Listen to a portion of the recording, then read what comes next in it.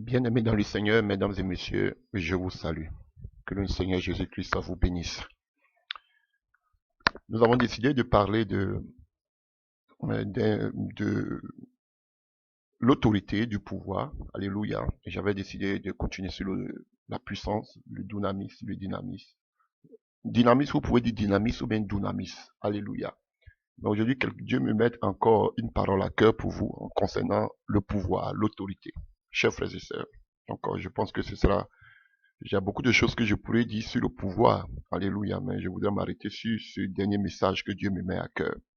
Chers frères et sœurs, nous avons vu dans le Nouveau Testament que le pouvoir que Jésus-Christ donnait aux apôtres et à l'Église, chers frères et sœurs, était, alléluia, un pouvoir bien détaillé. Il nous donne la raison, alléluia, pour laquelle il nous donne ce pouvoir, cette autorité. Nous avons vu que la raison fondamentale, principale, chers frères et sœurs, c'est pour que nous puissions dominer sur la puissance de Satan et sur ses démons. Et rien ne pourra nous nuire. Alléluia. Jésus dit dans le livre de Matthieu 28 que tout pouvoir lui était donné. Il nous donne ce pouvoir d'aller évangéliser, d'annoncer la bonne nouvelle jusqu'aux extrémités de la terre. Alléluia. Nous voulons aussi dans le livre de Marc qu'il nous donne aussi ce pouvoir. Et ce même pouvoir, alléluia, avec ce même pouvoir, nous pourrons, alléluia, chasser les démons, guérir les malades, parler de nouvelles langues, ainsi de suite.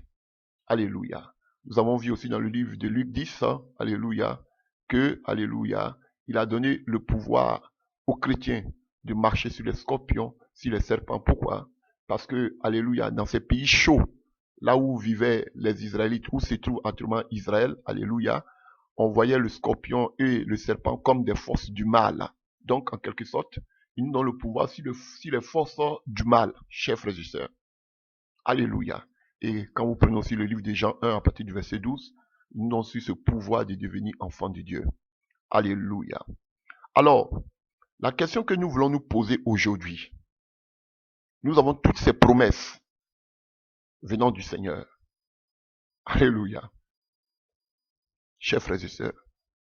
Et la question que nous voulons nous poser, c'est la suivante. Pourquoi, malgré toutes ces promesses que le Seigneur nous accorde, pourquoi, alléluia, les chrétiens n'arrivent pas à contrôler, alléluia, à contrôler leur pouvoir sur le diable et les démons? C'est la question que nous nous posons aujourd'hui. Beaucoup de chrétiens utilisent, parce que Jésus dit en son nom, beaucoup utilisent le nom de Jésus comme une formule magique. Alléluia. Oui, devant une situation, dis seulement le nom de Jésus-Christ et puis ça va marcher. Non, ça ne marchera pas. Alléluia, chers frères et sœurs. Et si nous disons, si la Bible même le dit, que le diable et ses démons ont perdu leur autorité, leur pouvoir lors de la victoire de Christ, chers frères et sœurs, sur la croix. Alléluia, parce qu'ils ont été dépouillés à la croix. Alléluia. Pourquoi y a-t-il un si grand nombre, c'est la question que je me pose, de chrétiens qui n'ont pas de victoire sur l'ennemi, sur les démons? Pourquoi? Beaucoup diront automatiquement c'est à cause du péché. Non. Il y a beaucoup qui vivent dans la sanctification, comme vous dites, parce que pour vous, la sanctification, ce n'est pas chercher femme des gens, ce n'est pas, c'est ça, ne pas vivre dans l'adultère. Il y a beaucoup qui ne vivent pas dans l'adultère. Alléluia. Il y a beaucoup qui paient les dîmes. Alléluia. Mais pourquoi beaucoup de chrétiens sont sans victoire? Alléluia, chers frères et sœurs. C'est la question que je me pose et c'est ce que nous voulons voir aujourd'hui. Alléluia. Pourquoi les chrétiens d'aujourd'hui sont tellement si impuissants face au pouvoir de Satan et de ses démons? Pourquoi? C'est la question que je me pose. Pourquoi tant d'impuissance de la part des chrétiens aujourd'hui, chers frères et sœurs? On va nous parler de tout. D'autant, nous dirons parler de l'amour. J'écoutais des faux prophètes qui disaient, oui, mais on parle de tout, des démons, mais on ne parle pas de l'amour. Et alléluia. Et il mentionne encore, il appuie pour dire que non, on doit accepter les homosexuels dans l'église. Voilà, la confédération des pasteurs. Et tout ça là, ça va converger vers l'œcuménisme. Et tous vont se mettre ensemble avec les catholiques, les francs-maçons. Et là, ça amène, déjà, ça prépare la venue de l'antichrist, du faux prophète. Sortez de ces genres de choses. Frère, même si vous marchez selon, vous n'êtes pas, on ne vous croit pas. Alléluia. Quelqu'un déjà qui se prétend prophète, qui dit, alléluia, qu'on peut marcher, on peut accepter des homosexuels. Jésus ne rejetait pas les gens de mauvaise vie. Alléluia. Mais les gens de mauvaise vie devaient changer de vie. Alléluia. Ça ne nous étonne pas qu'il dise ça, puisque même beaucoup d'entre eux qui sont des pasteurs, prophètes, sont des homosexuels. Et aujourd'hui, ils veulent mettre comme ciment l'amour pour qu'on puisse couvrir tous ces genres de choses. Avec moi, ça ne passera jamais. Ça, je vous le dis. Je vais crier jusqu'à la dernière minute de ma vie. Chers frères et sœurs, pourquoi sommes-nous aussi impuissants dans la délivrance? Pourquoi n'arrivons-nous pas? Alléluia. Devant des petites situations, on prie, le Seigneur agit. Mais devant des cas de délivrance, pourquoi nous n'arrivons pas?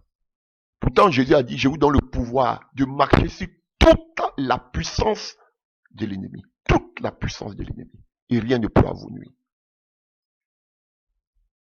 C'est ce que nous voulons voir aujourd'hui, chers frères et sœurs. Pourquoi tant d'impuissance, alléluia, des chrétiens face aux démons?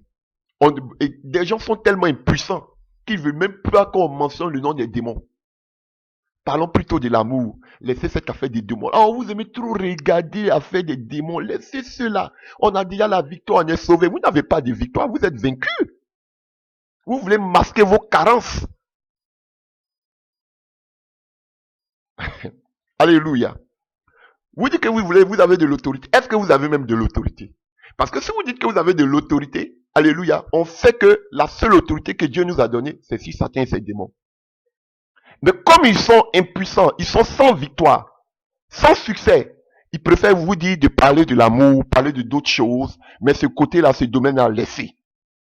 Parce qu'il y a beaucoup qui se sont mandatés eux-mêmes, qui ne sont pas des enfants de Dieu, comme dit 2 Corinthiens 10 à partir du verset 18. Paul dit, ils ne sont pas de ceux qui se recommandent eux-mêmes. Beaucoup se sont recommandés eux-mêmes, beaucoup ne sont pas des appelés de Dieu.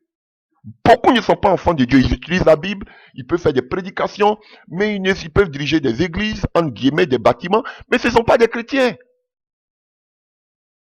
Beaucoup me disent, mais comment cela peut être possible? Oui, c'est possible, puisque même Satan il se déguise en ange de lumière. Alléluia. Paul nous disait toujours qu'il y a des faux pasteurs, il y a des faux apôtres, il y a des faux.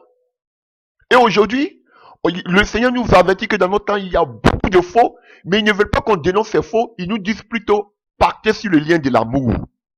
Alors, si c'est cela, Jésus n'allait pas parler de ce genre de choses. Alléluia. Pose-toi la question, pourquoi tu n'as pas de succès en matière de délivrance, en matière de guérison? Ah, alléluia, chasser les démons. Alors que nous voyons dans le livre de Luc 10, que Jésus dit, je vous donne le pouvoir de marcher sur les scorpions, les serpents et toute la puissance de l'ennemi.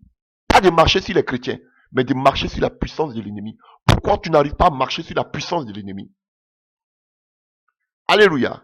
Et c'est ce que nous voulons voir. Pourquoi les chrétiens sont impuissants? Pourquoi les chrétiens n'ont pas de victoire alors que tout était déjà cru et fait depuis la croix? Alléluia. Chers frères et sœurs.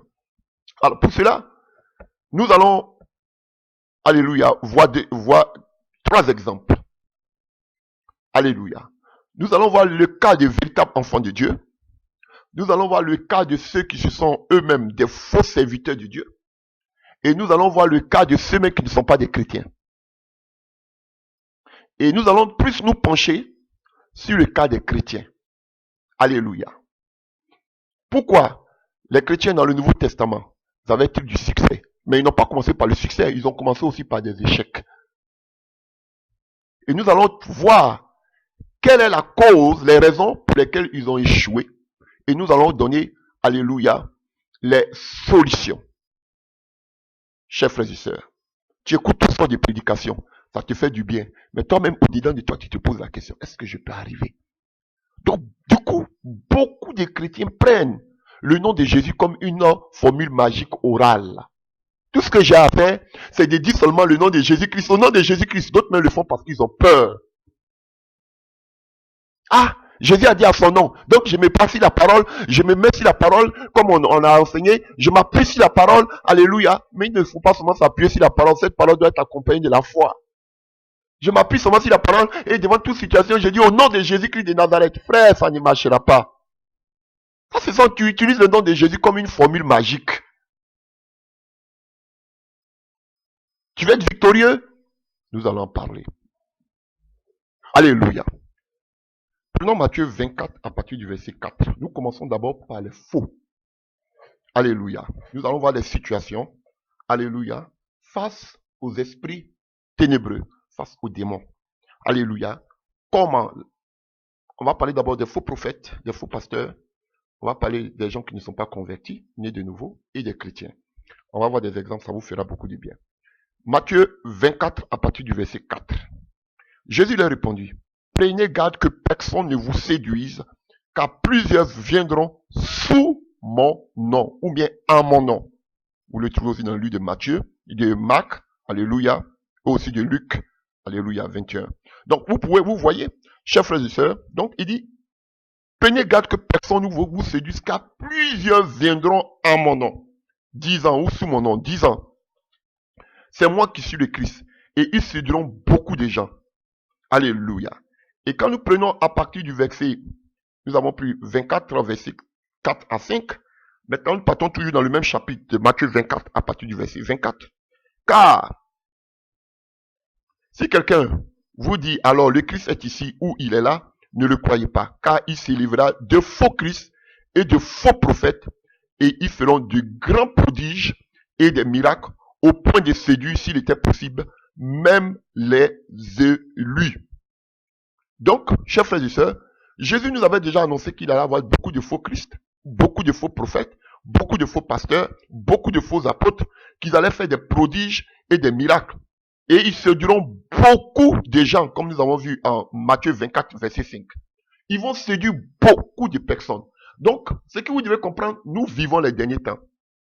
Et avant que vienne la fin, quand on parle et viendra la fin, en Matthieu 24, verset 14, on nous parle de la fin de la grâce. Et nous savons que la fin de la grâce est marquée par l'enlèvement. Donc, avant l'enlèvement, avant la fin de la grâce, il y aura beaucoup de faux prophètes, beaucoup de faux serviteurs de Dieu, par leurs enseignements, par leurs miracles et prodiges, ils vont séduire beaucoup de personnes. Donc, ce qui veut dire que, comme nous vivons dans les derniers temps, chers frères et sœurs, il y a plus de faux pasteurs qui séduisent beaucoup de personnes que de véritables chrétiens. Ah oui, chers frères et sœurs. Et comment nous allons les reconnaître? C'est à leurs fruits. Regardez ce qu'ils prêchent. Regardez dans les confédérations qu'ils sont. Regardez dans les teams dans lesquels ils sont. Regardez les clubs dans lesquels ils sont. Regardez les messages qu'ils véhiculent. Quand on les dénonce maintenant, ils font semblant de prêcher maintenant sur l'enlèvement. Alléluia. Mais ça, c'est pour quelque temps. Voilà, parce qu'ils sont très rusés. Très rusés. Donc, mais nous, on les a à la loupe. Alléluia. Chers frères et sœurs. Donc, voici. Donc, Jésus nous avait déjà averti qu'il y avoir déjà des faux. Plein de faux. D'autres maisons vont faire des miracles, des prodiges. Alléluia. Et ils séduiront beaucoup de personnes. Alors, il y a une confusion qui se fait par rapport à un passage. Alléluia. Par rapport à un passage. Nous allons prendre toujours dans le livre de Matthieu. On est à Matthieu 24. On va maintenant à Matthieu 7. Matthieu 7.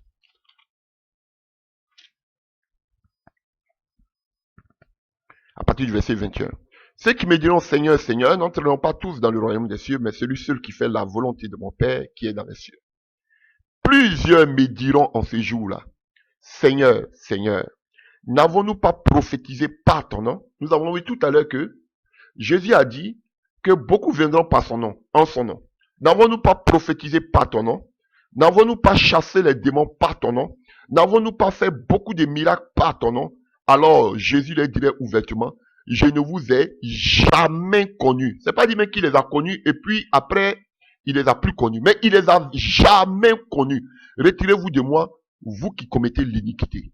Alors, voici un passage que les gens comprennent mal. Les gens pensent que quand Jésus parle ici, il parle des pasteurs qui ont fait des miracles, qui ont déjà fait des démons, des véritables serviteurs de Dieu, on ne parle pas ici des chrétiens. On parle de ces faux prophètes, de ces faux apôtres, de ces faux docteurs qui vont séduire des gens par des mauvais enseignements, séduire des gens par des faux miracles. C'est de ceux-là qu'on parle. Alléluia. Et Jésus dit ici, ouvertement, je ne vous ai jamais connu. Donc des gens qui ce sont des iniquités, des ouvriers de l'iniquité, des gens qui se sont recommandés eux-mêmes, qui n'étaient pas réellement de véritables enfants de Dieu, qui ont utilisé des pouvoirs occultes, des pouvoirs magiques, alléluia, comme Simon le magicien, pour émerveiller les gens, pour faire tomber des gens, pour dire des choses sur la vie des gens, alléluia, pour faire des miracles mensongers. Mais on ne parle pas ici des véritables enfants de Dieu. Sinon, Jésus même allait dire, oui, un temps soit peu, vous étiez vraiment des enfants de Dieu, je vous ai connus, mais maintenant je ne vous reconnais plus. Mais ici, il ne dit pas cela. Il dit, je ne vous ai jamais connus. Alors qu'il faisait ces miracles au nom de Jésus, il chassait les démons au nom de Jésus, alléluia, mais ils n'étaient pas nés de nouveau. Frère, voici l'erreur. D'autres me diront, mais comment ça se fait? Ils ne sont pas chrétiens, mais comment ils peuvent faire des miracles au nom de Jésus-Christ de Nazareth? Chers frères et sœurs, c'est pas parce qu'ils font les miracles vraiment au nom de Jésus. Ils prennent la couverture du nom de Jésus. Frère, tout le monde peut prononcer le nom de Jésus. Des Illuminati prononcent le nom de Jésus. Des occultistes prononcent le nom de Jésus-Christ. Chers frères et sœurs. Mais quel nom de Jésus? Jésus, c'est un nom commun. Quel nom de Jésus? Alléluia. Il y avait Bar Jésus. Alléluia. Avec Paul, qui était un faux prophète, mais qui s'appelait Bar Jésus. Donc, le fait de dire le nom de Jésus ne veut pas dire forcément que tu lui appartiens. Ah oui, chers frères et sœurs, ils disent le nom de Jésus. Ils bâtissent des temples, des bâtiments avec le nom de Jésus. Ils se prétendent être des pasteurs au nom de Jésus. Ils se prétendent des apôtres, des docteurs au nom de Jésus-Christ de Nazareth. Alléluia. Ils ont l'effigie même du nom de Jésus sur leur soi-disant bâtiment. Alléluia. Mais ils ne sont pas des serviteurs de Dieu. Vous allez les voir dans leurs commentaires, dans leurs discours, dans leurs prédications. Ils vont parler du nom de Jésus. Ils vont prendre des passages bibliques. Ils vont parler. Ils vont discourir. Mais ce ne sont pas des serviteurs de Dieu. Jésus même l'avait averti. Beaucoup vont venir à mon nom. Mais ils ne viennent pas de moi. C'est en cela qu'il faut le discernement. Voilà pourquoi Jésus dit, prenez garde. Et il nous a donné une solution pour pouvoir les démasquer. Leurs fruits, ce qu'ils prêchent, leurs attitudes, leurs comportements. Alléluia, chers frères et sœurs. Donc ici, beaucoup ils mettent la confusion pour dire, ah, ça ne sert à rien de faire les miracles parce que c'est pas vous tous qui faites les miracles là que vraiment, on sait pas, c'est vrai, tu peux faire les miracles et puis vivre mal et puis aller en enfer. Mais ici là, il ne s'agit pas des enfants de Dieu. Il s'agit des faux prophètes. Il s'agit des faux serviteurs de Dieu. Alléluia. Qui opéreront des miracles, pas au nom de Jésus. Alléluia. Mais un semblant du nom de Jésus-Christ. Ils vont vous dire qu'ils vont attribuer tout ce qu'ils font à la gloire de Jésus-Christ de Nazareth. Au nom de Jésus. Mais ce n'est pas au nom de Jésus. C'est à partir des pouvoirs occultes, mystiques. Et à la fin, ils disent que c'est au nom de Jésus que j'ai fait ce miracle. Et Jésus dit, je ne vous ai jamais connu, parce que vous n'avez jamais été appelés par moi, vous n'avez jamais été mes enfants. Pourtant, ils ont des grands, en guillemets, des grands bâtiments qu'ils appellent églises. Ils ont excusez-moi pour le terme, beaucoup de membres, de fidèles. Mais ce ne sont pas des enfants de Dieu. Donc, voici un passage qui dissuade beaucoup de personnes pour dire, ah, pourquoi on n'a pas besoin forcément de faire les miracles et les prodiges. Jésus même a dit, oh, beaucoup m'ont dit, j'ai chassé les démons en ton nom, j'ai fait ceci en ton nom, mais il a dit, je ne vous ai jamais connu. Donc, à quoi ça sert de s'attacher aux miracles, aux délivrances? Non, frère, c'est archi faux. Ça, c'est qu'on appelle, c'est une excuse. Ici, on ne parle pas des véritables enfants de Dieu, on parle des faux. Et, qu'est-ce qu'ils font? Ils ne travaillent pas avec le nom de Jésus. Frère, ils utilisent des pouvoirs occultes magiques, chers frères et sœurs, pour montrer à l'assistance, à l'auditoire qu'ils chassent des démons. Alors que réellement, au fait, ils ne chassent pas des démons. Parce que le royaume de Satan n'est pas divisé. Ils travaillent de convenance. Alléluia. Ils travaillent ensemble alléluia, avec les esprits mauvais, avec les démons, avec le diable. C'est comme, en Afrique, on parle des marabouts, alléluia, des devins, chers frères et sœurs. Ils travaillent avec des démons. Vous partez leur voir pour les cas, ils travaillent ensemble avec les sorciers. Et puis ils vont vous dire que, les génies m'ont dit que pour ta situation, faut me donner un poulet ou bien donne-moi ceci, donne-moi cela. Est-ce que les génies là, ils viennent de Jésus? Vous avez dit que peut-être les génies viennent de Dieu. Moi, Dieu l'a laissé ça. Même Satan était un Dieu. Oui? Alléluia.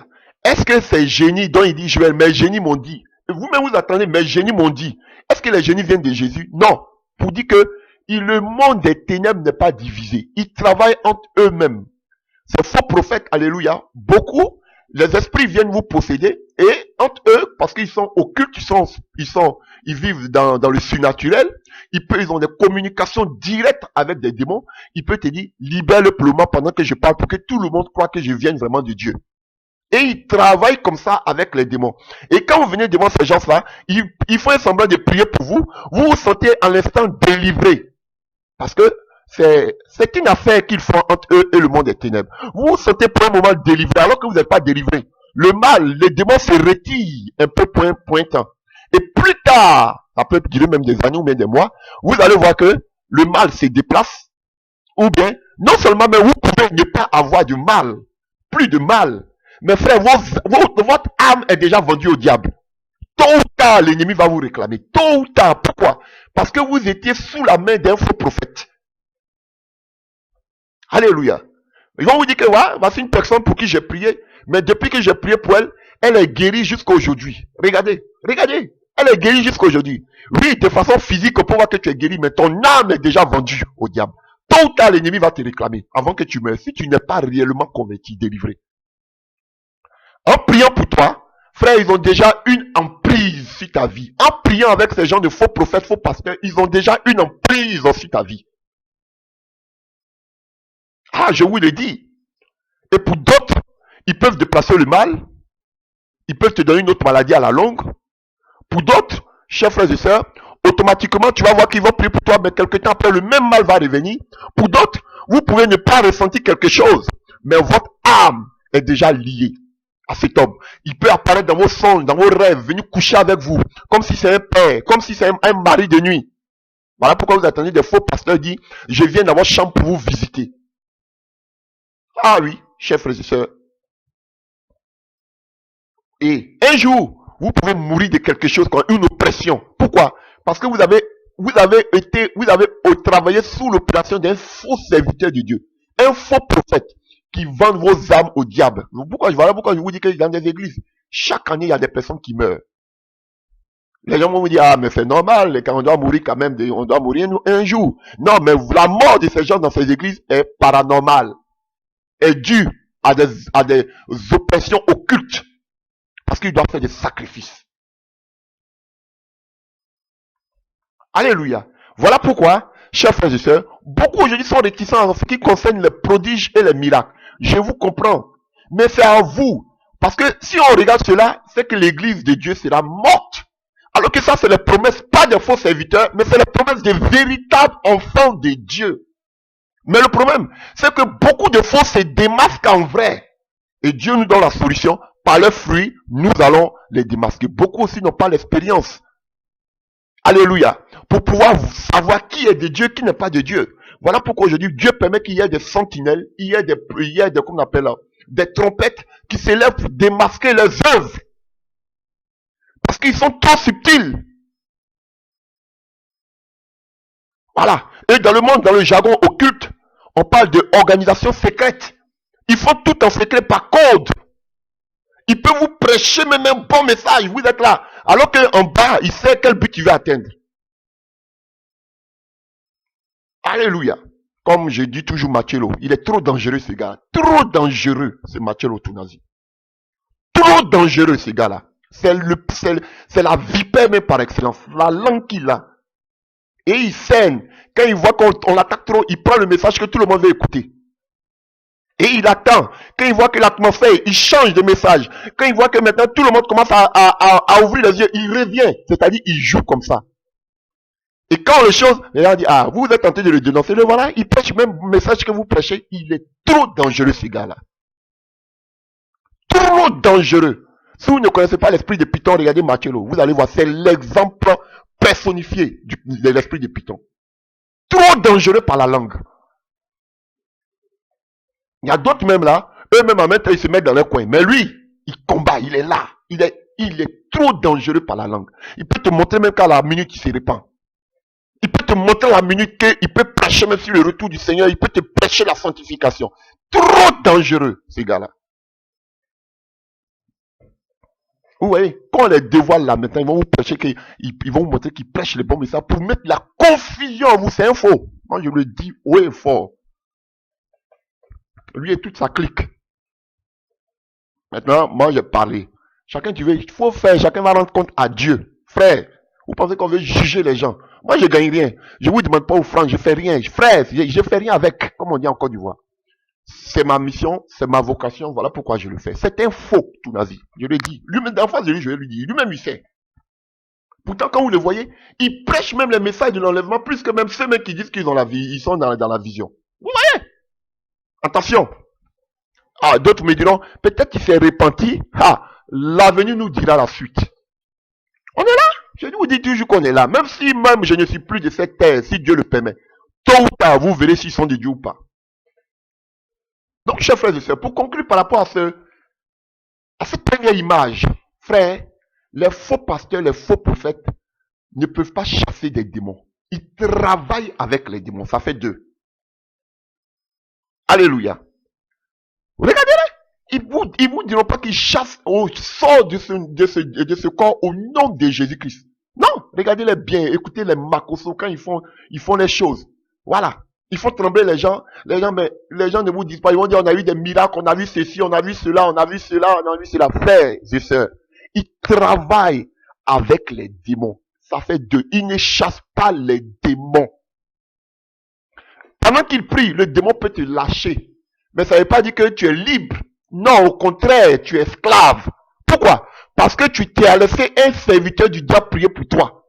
Tu penses que quoi? Alléluia, il prie pour toi là, c'est... Oh, chers frères et sœurs. Attention, tu es contrôlé par cet homme-là. Parce que c'est un serviteur du diable.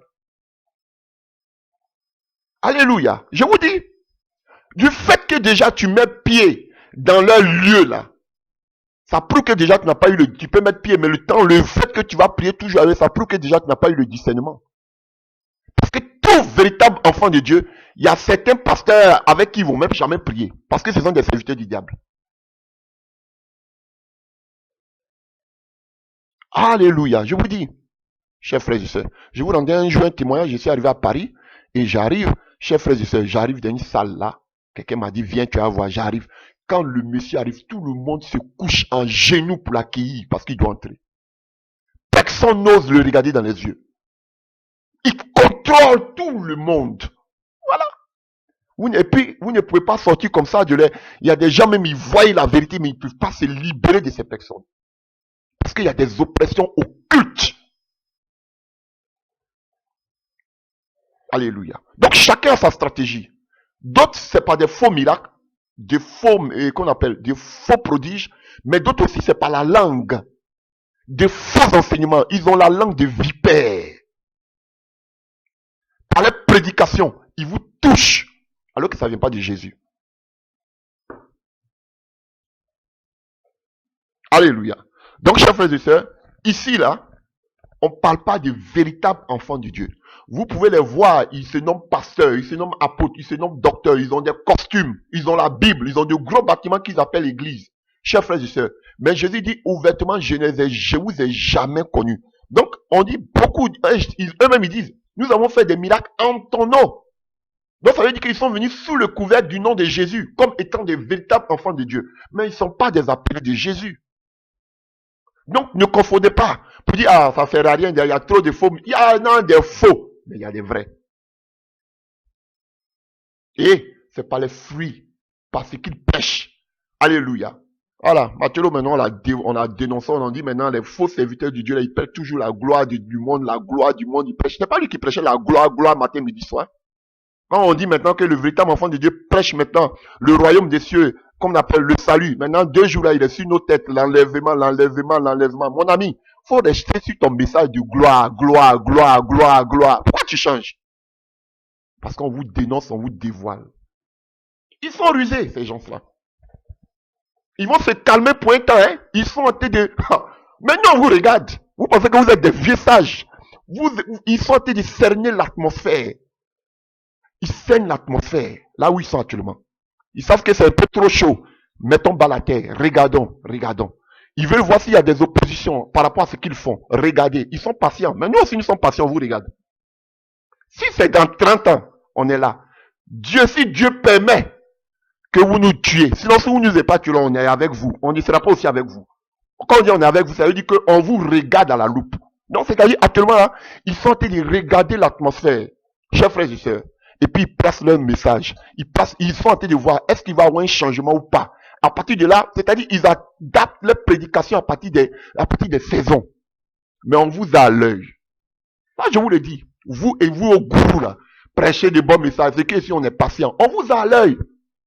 Et oui, hein, j'ai dit, Dieu, donne-moi la patience de Moïse. Je suis avec vous jusqu'à 30 ans. Je vous dis. On va dénoncer vos œuvres. Ça, je vous le dis.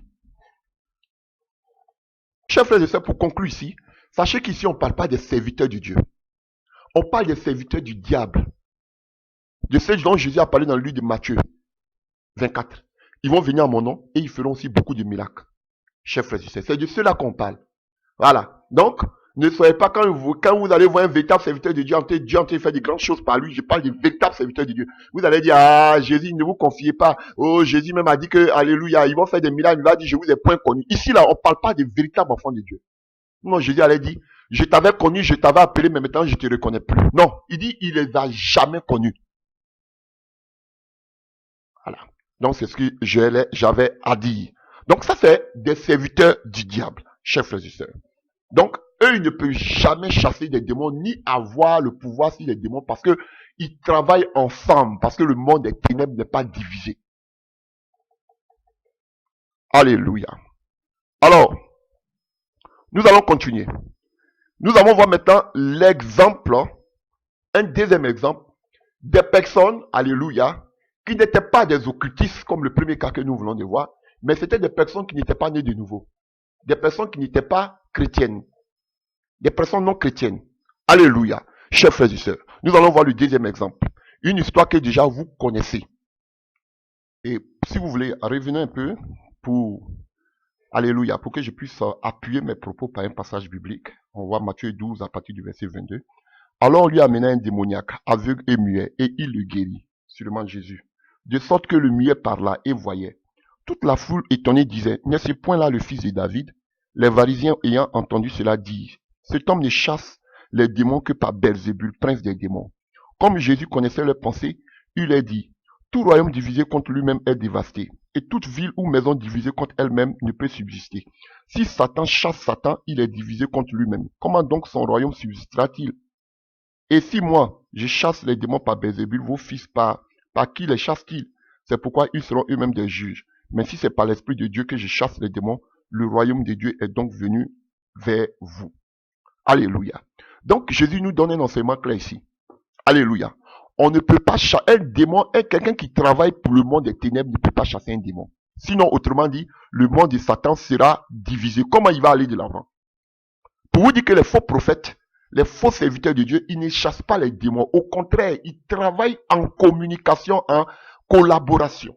Ils travaillent ensemble. Jésus même le dit. On ne peut pas chasser un démon par Belzébul. On ne peut pas chasser un démon par Satan. Non. C'est pas possible.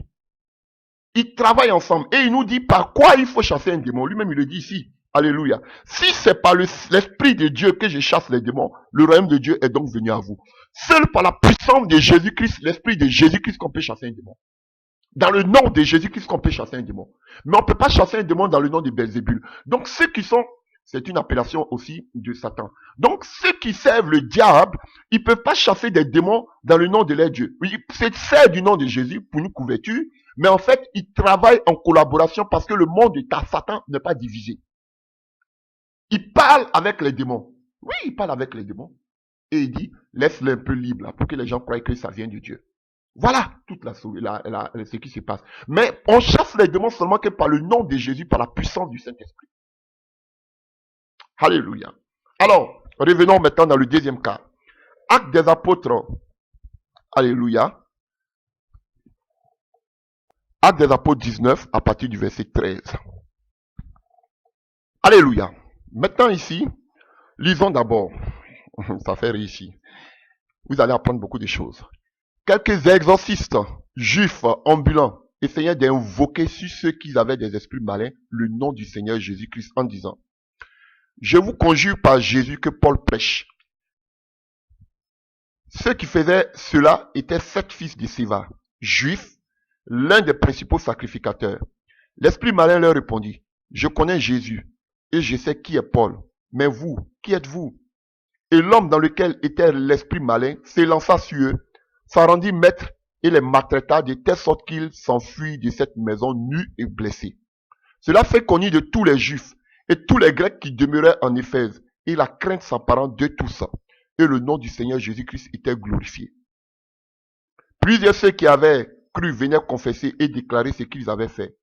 Et un certain nombre de ceux qui avaient exercé des arts magiques, ayant apporté leurs livres, les brûlèrent devant tout le monde, et on estima la valeur à 50 000 pièces d'argent. C'est ainsi que la parole du Seigneur croissait en puissance et en force. Chers frères et sœurs, regardez ici. Regardez. Ici, on nous parle de quelques exorcistes. Alléluia. Les exorcistes, c'était des gens qui, habituellement, faisaient ce qu'on appelle l'exorcisme, qui consiste à chasser un esprit loin d'un corps. Alléluia. Et les exorcistes, aussi une particularité de ceux qui étaient des exorcistes, alléluia, ils cherchaient habituellement à connaître le nom du démon avant de le chasser. Vous comprenez? Un exorciste, quand il veut chasser un esprit malin d'un corps par leur pratique, qu'est-ce qu'il faisait? Ils doivent d'abord connaître le nom du démon avant de le chasser. Donc, beaucoup aujourd'hui ne font pas de délivrance, mais ils font de l'exorcisme. Comme ce faux, comment il s'appelle, J.B. Makanzu que j'ai dénoncé la dernière fois. Vous voyez? Regardez dans toutes ces vidéos. C'est quelqu'un, alléluia, qui parle avec les démons. C'est un exorciste. Et l'exorcisme ne vient pas de Jésus-Christ de Nazareth. Ça vient du diable. Comprenez, chers frères et sœurs? Donc, ça, c'est l'exorcisme. Ceux qui ont, alléluia, comme un autre faux pasteur, un autre faux prophète. Je vous prends les exemples pour que vous puissiez comprendre. Alléluia. Quand je vous donne les noms, c'est pour que vous puissiez comprendre. Il y a un autre là, qu'on appelle Joël Crasso, par exemple, qui doit parler toujours avec les gens qui sont possédés de la sorcellerie, des esprits, alléluia, tout ça. Alléluia. Vous voyez, voici des exorcistes. Ils ne font pas de délivrance venant de Jésus-Christ. Mais ils font de l'exorcisme. Est-ce que vous comprenez? Voilà pourquoi vous allez voir, ceux qui font toujours l'exorcisme, ils ont toujours recours à des choses telles que l'huile, le miel, l'eau. Vous allez voir que c'est là, vous allez voir dans tous les, et tous là, que j'ai, J.B. Makanzu, ils vendent de l'huile d'onction. Vous allez voir Makoso, ils vendent de l'huile. Ça, ce sont des exorcistes. Vous allez voir Joël Crasso, ils vendent de l'huile avec lesquels ils peuvent faire des exorcismes. De l'exorcisme, frère. Mais pour chasser un démon, on n'a pas vu Jésus-Christ utiliser de l'huile. Pour chasser un démon, on n'a pas vu Jésus-Christ, alléluia, utiliser de l'huile. Ça, c'est l'exorcisme qu'ils font. Mais ce n'est pas de la délivrance. Alléluia. Frère, j'espère que vous comprenez. Et chose bizarre, c'était les exorcistes qui avaient l'habitude de demander le nom des démons. Mais cette fois-ci, Luc ici, il parle de façon ironique, parce que c'est lui qui a écrit le livre des Actes des Apôtres. Ce sont les démons là qui demandent le nom des exorcistes. Ils disent que nous on connaît Jésus, on connaît Paul, mais vous, on ne vous connaît pas. Qui êtes vous-même? De façon ironique, pour se moquer d'eux. Et ces exorcistes là, ils ont vu que les chrétiens là, les Paul et autres, Alléluia. Vous allez voir, parce que juste avant, on voit que Paul avait chassé un esprit de python. Il voit que les Paul ne font pas beaucoup de séances, n'utilisent pas de l'huile. Alléluia. Et puis, ils n'utilisent pas de l'eau, mais ils font des délivrances, les démons obéissent. Donc, eux aussi, ils voulaient tenter le nom que Paul utilisait. Vous avez compris, chers frères et sœurs? Mais ça n'a pas marché. Parce qu'ils ont utilisé, alléluia, ce nom-là comme étant un pouvoir magique. Et vous avez vu que j'ai continué à la suite pour dire qu'il y a beaucoup qui avaient des livres de magie qui sont venus les mettre, qui sont venus les déposer aux pieds des serviteurs de Dieu pour qu'on puisse, alléluia, les brûler. Chers frères et sœurs, donc il y avait la magie.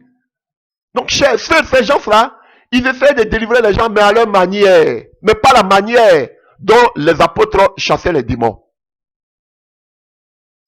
Frère, est-ce que vous comprenez? Ils n'avaient pas ce nom en eux. Ils n'avaient pas une particularité, une intimité avec ce nom. La preuve, ils disent, au nom de Jésus-Christ que Paul prêche, mais pas que nous prêchons, parce qu'ils ne prêchaient pas Jésus. Pourquoi? Parce qu'ils étaient des Juifs. Ils étaient 7 fils de Séva, qui étaient un sacrificateur, c'était des Juifs, mais qui était un souverain sacrificateur, qui croyait à la loi. Parce qu'ils ne croyaient pas que Jésus-Christ était le Machia, le Messie. Alléluia. Vous voyez? Donc, ils n'étaient pas nés de nouveau, ils ne connaissaient pas Jésus. Ils n'étaient pas nés d'eau et d'esprit. Ou bien d'esprit. Chers frères et sœurs. Ils n'avaient aucune intimité avec la parole. Ils ne connaissaient pas Jésus. Donc, c'était des religieux. Parce que les pères étaient juifs, ils étaient sacrificateurs. C'est écrit ici. Alléluia. Donc, eux, ils se prenaient des exercices juifs ambulants. Alléluia, qui se promenaient pour chasser les démons des corps, mais avec leur manière, comme beaucoup le font aujourd'hui. Mais pas avec le nom de Jésus-Christ de Nazareth. Alléluia. Ceux qui faisaient cela, je vous conjure par Jésus que Paul prêche, ceux qui faisaient cela étaient 7 fils de Séva, juifs des principaux sacrificateurs. Tu as vu? Vous avez vu, chers frères et sœurs? C'était les enfants d'un souverain sacrificateur. Quelqu'un encore qui croyait à la loi mosaïque, qui ne croyait même pas en Jésus. C'était des religieux. Donc nous avons vu le premier cas, des serviteurs du diable, qui ne peuvent pas chasser des démons parce qu'ils travaillent ensemble. Deuxième des choses, on voit les exorcistes, des gens qui sont des religieux, qui ne sont pas nés de nouveau. Alléluia. Qui faisaient des pratiques de délivrance, d'exorcisme, mais pas au nom de Jésus. Nous, on fait la délivrance, eux font de l'exorcisme. Alléluia. Vous allez me dire que mais c'est la même chose. Là, tout consiste à extraire un esprit mauvais d'un corps. Alléluia. Mais eux, comment ils extraient cet esprit? C'est pas au nom de Jésus-Christ. C'est par les pratiques, par la vision occulte. Alléluia. Par l'huile, par des pouvoirs occultes qui le font. Alléluia. Ils se mettent en des tenues. Ils vous vendent de l'huile. Ils vous vendent de l'eau. Ils vous vendent des prières. Comme Makoso dit, fais une prière à 24 heures. Tu n'as pas besoin de tout ça. Vous voyez, ce sont des pratiques occultes. Alléluia. Ça, c'est ça l'exorcisme. Ne les confondez pas avec des véritables serviteurs de Dieu. Alléluia. Alléluia. Donc, chers frères et sœurs, ils avaient l'habitude de faire les pratiques occultes pour pouvoir extraire des démons. Nous avons vu. Mais ils ne pouvaient pas chasser les démons au nom de Jésus-Christ de Nazareth. Comprenez-vous, chers frères et sœurs? Alléluia. Jésus dit qu'en son nom, nous chasserons les démons. Alléluia. Mais eux, ils ont invoqué le nom de Jésus ici. Pourquoi cela n'a pas marché? Pourquoi? Parce que ils ont utilisé le nom de Jésus-Christ de Nazareth comme une formule magique. Parce qu'ils étaient habitués à cela. On a vu que beaucoup sont venus donner leur livre magique. Alléluia. Pourquoi ils ne peuvent pas aussi chasser le nom? Les papas étaient juifs. On dit que c'était des juifs ambulants qui croyaient à la loi de Moïse. Mais ils ont invoqué le nom de Jésus. Pourquoi ça ne marche pas? Parce qu'ils n'étaient pas nés de nouveau. Ce n'étaient pas des chrétiens. Alléluia. Bien vrai qu'ils chassaient des démons, mais avec une autre méthode, chers frères et sœurs. Alléluia. Il y a plein de personnes, alléluia, qui calment les démons. Alléluia. Des devins, des marabouts. Alléluia. qui apaise les démons, mais qui ne les chasse pas. Mais cela ne veut pas dire que, alléluia, cela venait de Dieu. Alléluia. Donc on nous dit ici que, alléluia, que les 7 fils de Séva, ils ont décidé d'essayer la méthode, là, frères, chers frères et sœurs, de Paul pour chasser les démons. Parce que Paul, c'était sa méthode. Parce qu'ils disent au nom de Jésus-Christ que Paul prêche. Donc Paul, c'était sa méthode de chasser les démons au nom de Jésus. C'est-à-dire, alléluia, le nom de Jésus. Alléluia. Et vous voyez qu'il rencontre un démon possédé, un homme possédé, pardon, d'un démon. Et ils ordonnent de sortir au nom de Jésus-Christ que Paul prêche. Alléluia. Et frère, nous voyons automatiquement que l'esprit démoniaque répondit, je connais Jésus, je connais Paul, mais vous, qui êtes-vous? Et on voit qu'à la suite, les démons étaient fâchés, et à cause de cette fausse prétention au nom de Jésus-Christ, alléluia, ces garçons, on voit que ces hommes-là, c'était des garçons, hein, ils n'avaient aucune relation avec Jésus-Christ de Nazareth. Et on voit que les démons leur ont infligé, chers frères et sœurs, une correction. Alléluia. L'homme qui était possédé se jeta sur eux, il les a frappés, il les a blessés gravement. Alléluia. Ils sont sortis de la maison nus et ensanglantés. Chers frères et sœurs, vous voyez. L'homme possédé les a frappés. Parce qu'il n'avait pas autorité sur ces démons. Frère, ces 7 garçons-là, ces 7 filles de Séva-là, ils se sont servis, alléluia, de la bonne parole, mais ils n'avaient pas la bonne relation. Ou bien, si vous voulez, la bonne communion, l'intimité avec Dieu, avec Jésus. Frère, leur nom n'était pas écrit dans les cieux. Nous allons voir tout à l'heure. Vous demandez pourquoi vous avez des échecs? On a vu le premier cas. Le deuxième cas, vous êtes des religieux. Vous n'êtes pas nés de nouveau. Vous n'avez pas une intimité avec le Seigneur Jésus, le Saint-Esprit. Bien vrai que vous avez des cas de baptême, vous avez des cas de mort, vous faites partie, alléluia, des assemblées. Vous n'êtes pas nés de nouveau. Vous n'avez pas l'assurance de votre salut. Vous n'avez pas confessé vos péchés. Même d'autres même ont dit qu'ils ont confessé les péchés. Alléluia. Vos noms ne sont pas écrits dans le livre de vie. C'est la vérité biblique. Je vais m'expliquer tout à l'heure. Alléluia, chers frères et sœurs. Donc, ici on voit quelque chose qui nous frappe. Alléluia. Ils disent que nous on connaît Paul. Donc on connaît Jésus d'abord même qui Paul prêche là.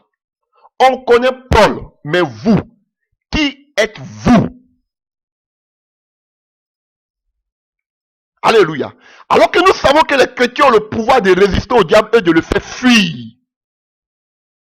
Frère, les démons savent qui sont nés de nouveau, qui n'est pas né de nouveau. Les démons savent le nom de qui est écrit dans le livre dans le livre de vie, écrit au ciel. Ils savent le nom de qui est écrit au ciel en enfer. Ils connaissent les véritables enfants de Dieu. Ils connaissent aussi les faux enfants de Dieu. Bon, qui ne sont même pas enfants de Dieu. Écoutez, hein?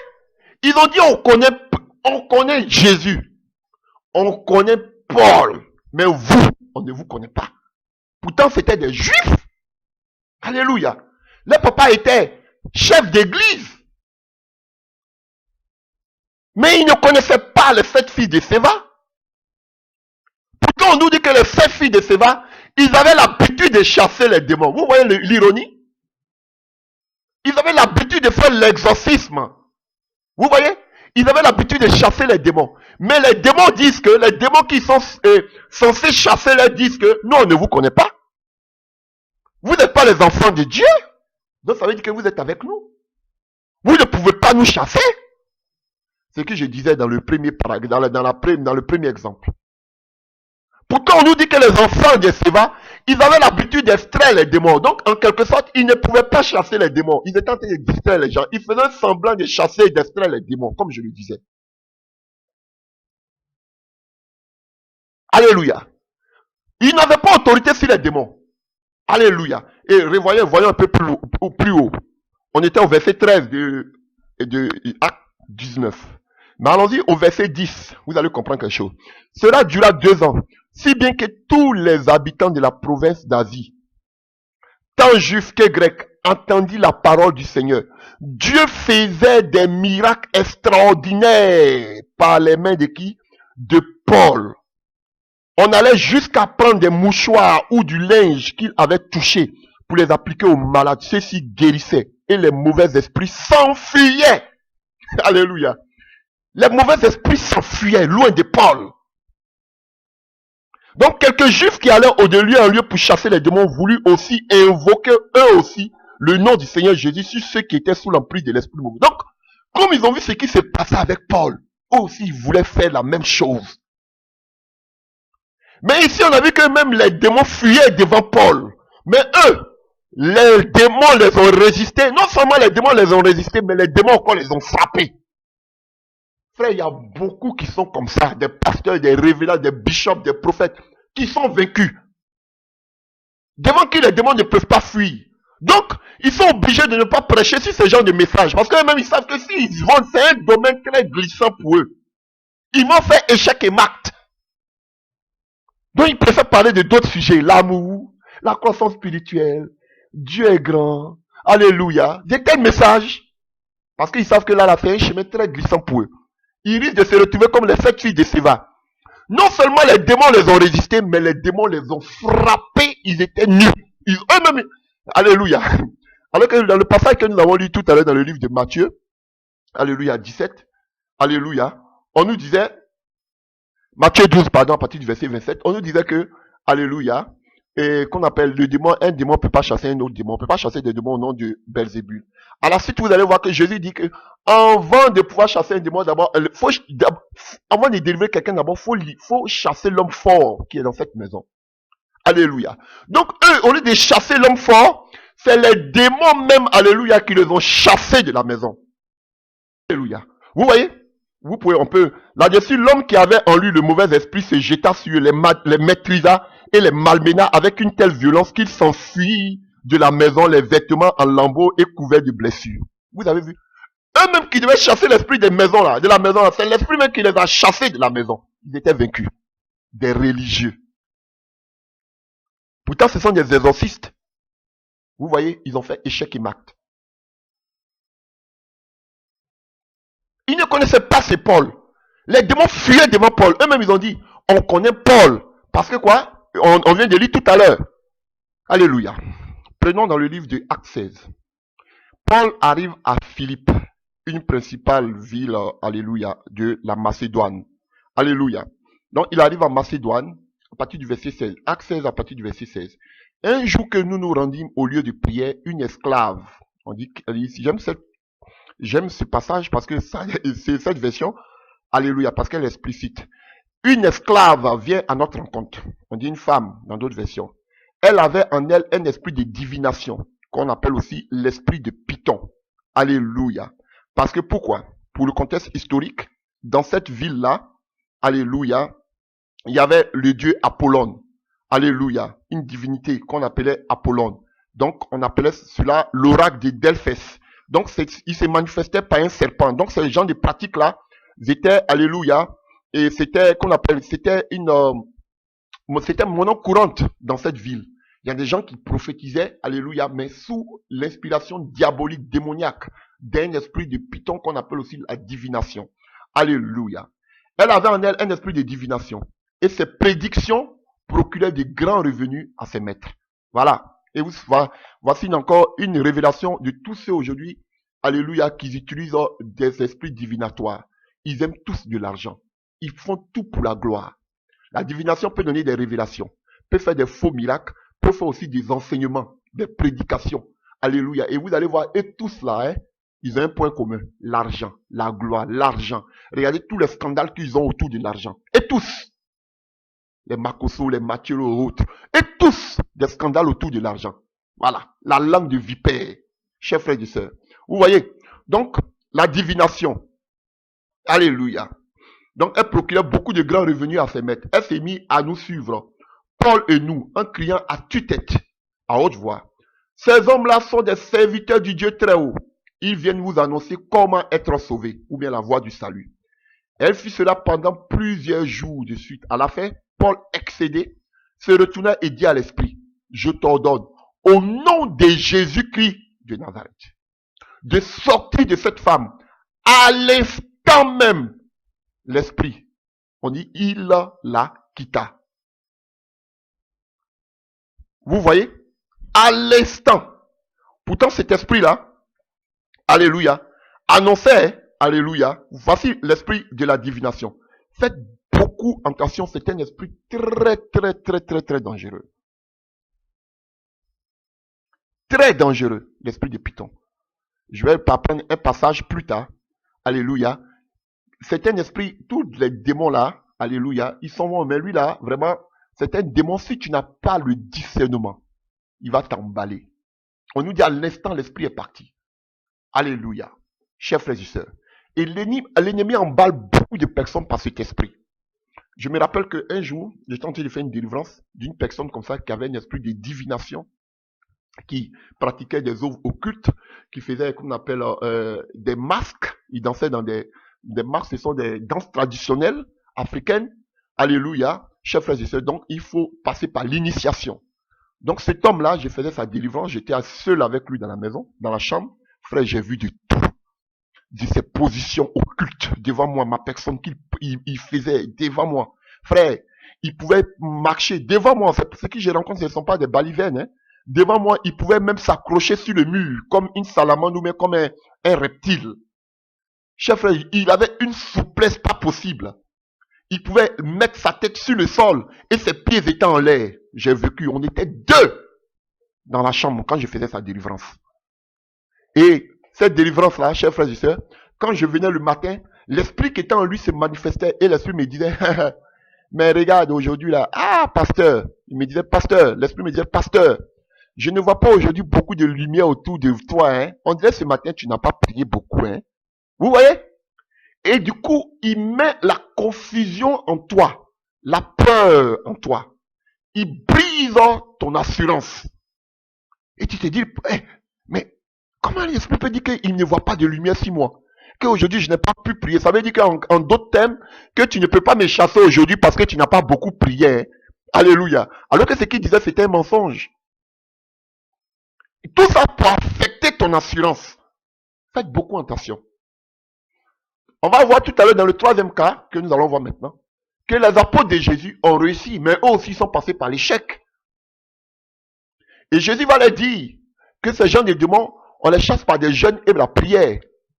Et beaucoup ont commencé à mettre la foi maintenant que dans les jeûnes, et dans la prière.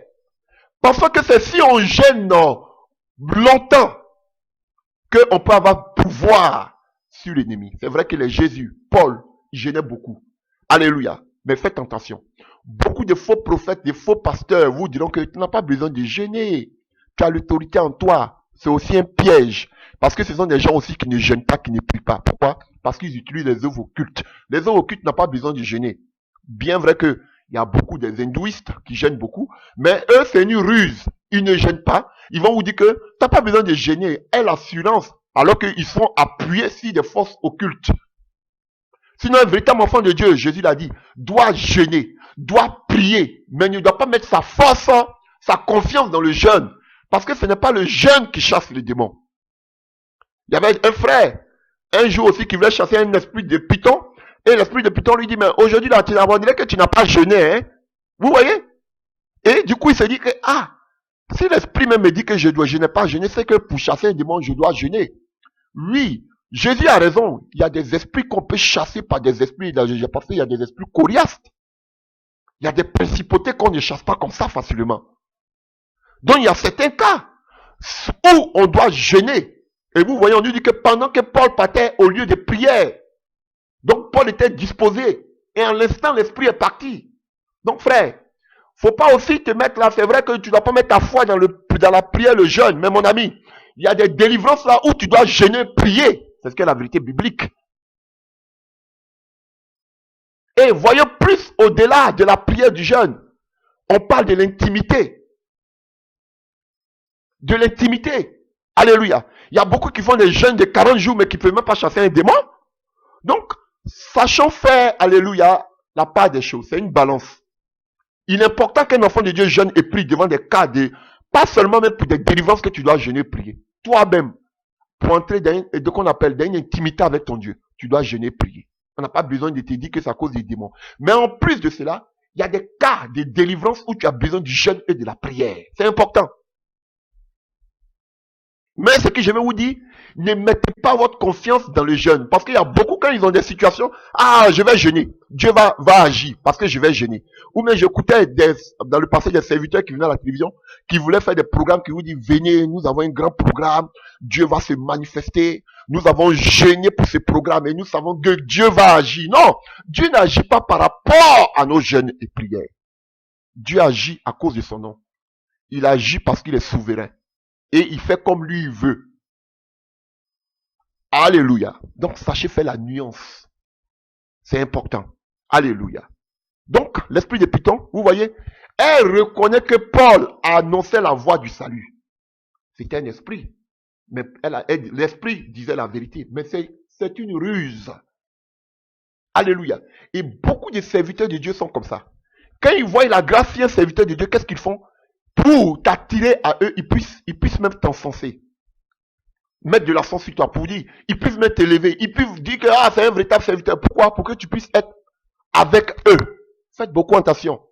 Donc, elle est tentée de, alléluia, vous voyez, de blaguer Paul, de charmer Paul, de telle sorte que Paul croit que, vraiment ce qu'elle dit c'est la vérité. Paul va se réjouir. Vous voyez, devant tout le monde, elle dit que je suis un serviteur de Dieu. Alléluia. Si un faux serviteur de Dieu veut me dire que je suis serviteur de Dieu, je n'ai même pas besoin de ça. Moi-même, je sais que je suis enfant de Dieu. Alléluia. De telle sorte que Paul ne puisse pas la chasser. Et pour dire, vous voyez, moi-même, j'ai prophétisé sur Paul. Donc, moi-même aussi, je suis dans la vérité. Donc, vous devez me croire. Et tout cela, c'était pourquoi? De l'argent. Quand Paul les a chassés, cet esprit, les maîtres de cette femme-là se sont énervés. Parce qu'ils ont vu que les gains étaient évanouis. Faites beaucoup attention. Ayez le discernement. Il y en a trop de fous. Alléluia. Donc, on savait que Paul, vous voyez, les esprits obéissaient à Paul. Et nous allons voir maintenant le troisième aspect. Alléluia. Donc, faites beaucoup attention. Alléluia. Le troisième aspect que nous allons voir, alléluia, c'est concernant les disciples de Jésus-Christ. On a vu l'exemple de Paul. On va voir maintenant l'exemple des disciples de Jésus-Christ. Alléluia. Donc, ce que vous devez savoir, on ne peut pas prendre le nom de Jésus comme une potion magique, une formule magique orale pour pouvoir agir sur les démons. Vous voyez, on voit que plusieurs personnes ont utilisé ce nom, mais ils ont échoué. Pourquoi ils ont utilisé ce nom? Pourquoi ce nom n'a pas eu d'effet? Parce que Dieu ne les connaissait pas. Parce qu'ils n'avaient pas une intimité. Ils n'étaient pas nés de nouveau. Alléluia. Parce qu'aussi, ils n'avaient pas été mandatés, appelés, envoyés de Dieu. Bon, là, on a vu qu'aussi, là aussi, c'est un autre cas, parce que le Seigneur a donné le pouvoir à tout enfant de Dieu. Alléluia, chers frères et sœurs. Donc, chers frères et sœurs, n'utilisez pas le nom de Dieu comme une formule magique. Il y a un petit truc comme au nom de Jésus-Christ. Ça ne va pas marcher. 2. Ne mettez pas votre foi dans le jeûne. 3. Ne mettez pas votre foi dans la prière. Non. Alléluia. La parole de Dieu doit être imprégnée à toi. L'Esprit de Dieu doit être imprégné à toi. L'intimité entre toi et ton Dieu. Tu dois connaître ce Dieu que tu sers. Tu dois avoir l'assurance de ton salut. Je vais parler tout à l'heure de ce que c'est que l'assurance de son salut. Qu'est-ce que c'est que l'assurance de son salut? Chers frères et sœurs. Et devant de telles situations, un homme qui a tous ces aspects-là, chers frères et sœurs, les démons vont te fuir comme ils ont fui devant Paul. Alléluia. Pendant que les démons sont en train de fuir devant Paul, d'autres qui prononcent le nom de Jésus, les démons les frappent. Jusqu'ils les mettent nus. Ils les blessent. Voilà la différence. Alléluia, chers frères et sœurs. J'ai eu des cas comme Paul, comme ça, et comme ces 7 filles de Séva, j'ai eu tellement de cas dans ma vie. Des gens possédés d'esprits guerriers. Voilà, nous dans notre jargon, on les appelle les esprits guerriers parce qu'ils sont bâtis comme des guerriers. Ils ont la force d'un guerrier. Alléluia, donc dans notre jargon, on dit des esprits guerriers. Vous avez vu comment on dit l'esprit les a frappés. Une seule personne qui a frappé 7 personnes. Alors que Jésus-Christ, il était seul, mais il a chassé 7 démons d'une femme. Mais eux, ils étaient 7. Mais un démon les a frappés et tous. Parce qu'il n'avait pas une force normale. Il avait une force surnaturelle des démons, chers frères et sœurs. Et cette force surnaturelle doit être désarmée par la puissance, par le pouvoir de Jésus-Christ de Nazareth. Mais si tu n'as pas cette autorité, tu ne peux pas. Eux n'avaient pas cette autorité. J'ai eu des cas comme ça. Alléluia. Où j'étais seul. Mais alléluia. Le gars, ça se manifeste. La puissance, il casse tout. Je l'ai désarmé dans le nom de Jésus-Christ. J'ai brisé toute sa force caricatrice ténébreuse. Et maintenant, lorsqu'il était comme ça, paralysé, j'ai dit à l'esprit de sortir de sa vie. Alléluia. Mais si tu n'as pas d'autorité, tu ne peux pas le faire. Si tu n'as pas d'intimité, tu ne peux pas le faire. Si tu n'as pas une vie de consécration, tu ne peux pas le faire. Voilà pourquoi beaucoup de chrétiens sont frustrés. Frustrés. Voilà le pouvoir qu'ils donnent aux chrétiens, mais ils n'en parlent pas. Ils vont vous dire, parlons de l'amour. Pourquoi? Parce que beaucoup sont frustrés. Parce que beaucoup se sont mandatés eux-mêmes. Ils ont des titres pompeux. Voilà. Voilà, chers frères et sœurs. Matthieu 17, à partir du verset 14. Lorsqu'il fut arrivé près de la foule, un homme vient se jeter à genoux devant Jésus et dit, Seigneur, aie pitié de mon fils, qui est lunatique, et qui souffre cruellement. Il tombe souvent dans le feu et souvent dans l'eau. Je l'ai amené à tes disciples, mais ils n'ont pas pu le guérir. Donc frère, voici les disciples de Jésus-Christ de Nazareth qui ont fait aussi échec. Ils ont fait échec aussi devant un démon. Alléluia. Et voyons la réponse de Jésus-Christ de Nazareth. Il est du quoi? Race d'incrédules et pervers. Voici aussi une des causes pour laquelle le Seigneur ne peut pas agir. Beaucoup de personnes sont des incrédules. Ils ne croient même pas. Vous allez les voir, ils ont la Bible. Hein? Ils vont vous donner tous les passages cités comme des formules magiques, mais ils sont incrédules. Il y a des peuples là même là, des pays là. Eux-mêmes, ils sont caractérisés par l'incrédulité. Ils sont incrédules. Eux, c'est papier, des faits de longues études. Mais ils sont des incrédules jusqu'à dans la moelle épinière. Des bons discoureurs qui combattent tout dans la parole de Dieu. Mais des véritables incrédules. Ils sont incrédules, je vous dis la vérité. Et avec l'incrédulité, ça ne marche pas. À ce niveau de formation, vous voyez comment Jésus reprend ses disciples. Alléluia. Il dit race d'incrédules et perverses. Répond Jésus, jusqu'à quand serai-je avec vous? Jusqu'à quand vous porterai-je vous? Ses propres disciples. Pourquoi? Parce que à ce niveau de formation, ils devaient être capables de pouvoir chasser des démons. Mais ils étaient incrédules. L'incrédulité aussi est un blocage. Plein d'incrédules qui ne croient pas. Ils prennent pour eux la Bible, là, c'est comme, voilà, c'est un livre, voilà, c'est tout. Mais ils ne pensent pas que de cette parole se trouve la vie, effectivement. Voilà pourquoi, frère, je vous dis, ils lisent la parole, alléluia, à l'œil nu. Mais ils ne voient pas la portée, la percée, alléluia, spirituelle, qui est derrière cette parole. Ils pensent que c'est un livre comme ça. Pourquoi? Parce que ce sont des incrédules. C'est vrai qu'il y a des faux, c'est vrai qu'il y a des vrais, mais ils combattent tout sur les chemins. L'incrédulité. L'incrédulité. Frère, à ce niveau de formation, ils devaient être capables de pouvoir chasser un démon. Mais ils ne pouvaient pas. Pourquoi? Parce qu'ils étaient incrédules. Jésus a dit, ils sont des incrédules. Incrédules, c'est ce qu'il a dit. Ils ne croient pas. Ah, ils sont émerveillés quand Jésus fait, mais eux-mêmes, ils ne croient pas. Alléluia. Pourquoi? Quand vous prenez Matthieu 10, à partir du verset 1, puis ayant appelé les 12 disciples, alors que c'est le passage qu'on vient de voir, c'est dans le livre de Matthieu 17. Ici, maintenant, regardez dans le livre de Matthieu 10. Puis, ayant appelé les 12 disciples, il leur donna le pouvoir de chasser les esprits impurs. Vous avez compris? Et de guérir toute maladie et toute infirmité. Ça, c'est dans le livre de Matthieu 10. Mais l'histoire que nous lisons, c'est dans le livre de Matthieu 17. Jésus leur avait donné ce pouvoir. Et on cite les noms à partir du verset 2. Alléluia. À partir du verset 5 de Matthieu 10, on dit, tels sont les 12 que Jésus-Christ envoya après leur avoir donné les instructions suivantes. Alléluia. N'allez pas vers les païens, n'entrez pas dans les villes des Samaritains, plutôt, allez plutôt vers les brebis perdues de la maison d'Israël. Allez prêcher, dites le royaume des cieux est proche. Guérissez les malades, ressuscitez les morts, purifiez les lépreux et chassez les démons. vous avez reçu gratuitement, donné gratuitement. Voilà. Ça, c'est dans le livre de Matthieu 10. Mais dans le livre de Matthieu 17, ça, c'était la théorie. Maintenant, voici la pratique devant eux. Ils ne peuvent pas. Vous avez vu le cheminement, chers frères et sœurs. Ça, c'était Matthieu 10, où Jésus leur donne le pouvoir. Alléluia. Et ici, maintenant, à Matthieu 17, maintenant, un homme qui avait un fils qui était lunatique, qu'on prenait paralytique et qu'on appelle épileptique, qui avait l'épilepsie. Ils n'ont pas pu chasser ces démons d'épilepsie. Pourtant, ils avaient reçu le pouvoir depuis Matthieu 10. Alléluia. Mais à Matthieu 17, ils n'ont pas pu chasser ces démons. Pourquoi? Parce qu'ils étaient des incrédules. Tu peux avoir la relation, tu peux vivre dans la sanctification, tu peux avoir la prière. Alléluia. Tu peux tout faire. Chers frères et sœurs, alléluia.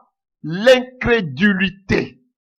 Jésus, la première parole qu'il a dit à ses disciples, vous êtes des incrédules.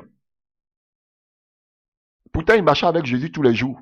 Il voyait des miracles. Il voyait les révélations. Il voyait les prophéties. Alléluia. Il voyait que Jésus multipliait. Il voyait tout. Mes frères, ils étaient incrédules. On ne peut rien faire pour contre l'incrédulité, frère. Et beaucoup sont aigris. Ils sont incrédules. Voilà pourquoi ils combattent tout. Ils jugent tout. Tu es faux. Tu es vrai. On mélange tout le monde dedans. Parce qu'ils sont incrédules. Ils ne voient pas Dieu faire cela par les mains. Alléluia. Et continuons. Alléluia. Alors, Jésus dit quoi? Jusqu'à quand vous supporterai-je? Amenez-le-moi ici. Jésus parla sévèrement au démon qui sortit de lui. Et l'enfant fut guéri à l'heure même. Alors, les disciples s'approchaient de Jésus. Et lui dit, en particulier, Seigneur, pourquoi on n'a pas pu chasser ces démons? Pourtant, ils avaient donné le pouvoir ici de chasser les démons en Matthieu 10. En Matthieu 10, pardon. Alléluia.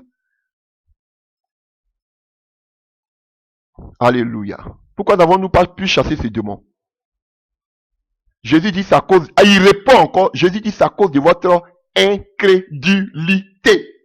Frère, on ne peut rien faire pour vous. Vous êtes des incrédules jusqu'à dans le sang.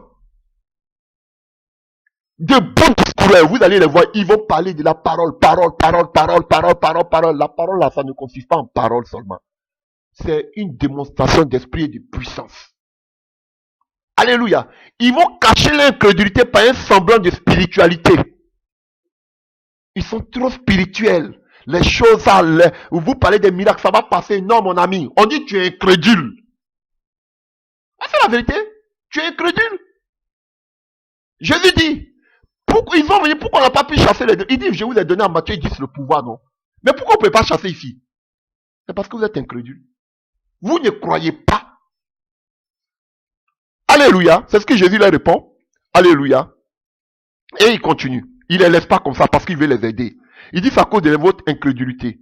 Là, dit Jésus, je vous le dis en vérité, si vous avez un peu de foi, comme un grain de sénévré, vous direz à cette comme un grain de sénévré, vous direz à cette montagne, transporte-toi d'ici, et il se transportera. Transportera d'ici là, et elle se transporterait. Rien ne vous sera impossible. Voilà. Il donne encore une autre solution. La solution maintenant. La foi. Croire. Avoir confiance. Voilà. Ça, c'est le remède de l'incrédulité. La foi. Qui est une ferme confiance en Christ. Une ferme assurance en Christ. Le médicament contre l'incrédulité, c'est la foi. Avoir une pleine confiance que Jésus va faire cette situation. Et il le dit lui-même, Jésus. Alléluia. Et rien ne vous sera impossible. Et Paul n'avait pas cette incrédulité. Paul avait la foi de telle sorte que les démons pouvaient le fuir. Et la foi, alléluia, commence par la mort et la résurrection de Christ. Est-ce que les 7 fils de Séva croyaient que Jésus-Christ était le Seigneur? Voilà. Alléluia. Et on continue. Rien, et puis encore Jésus donne une autre solution. Il dit 7 sortes de démons. Maintenant tu n'as plus l'incrédulité, tu as la foi. 7 sortes de démons ne sont que par la prière et le jeûne. Alléluia. Vous comprenez, chers frères et sœurs? Et maintenant, il donne, il dit, ces gens de démons-là, parce que aussi dans la nomenclature démoniaque, frère, dans le monde occulte, il y a aussi, chers frères et sœurs, il y a aussi une hiérarchie, il y a une pyramide. Il y a des petits démons que vous pouvez chasser, mais il y a des costauds. Alléluia. Chers frères et sœurs, il te faut vraiment, comme je vous disais tantôt, le jeûne et la prière. Les démons territoriaux qui dirigent des territoires. Alléluia. Des principautés. Frère, on ne les chasse pas comme ça.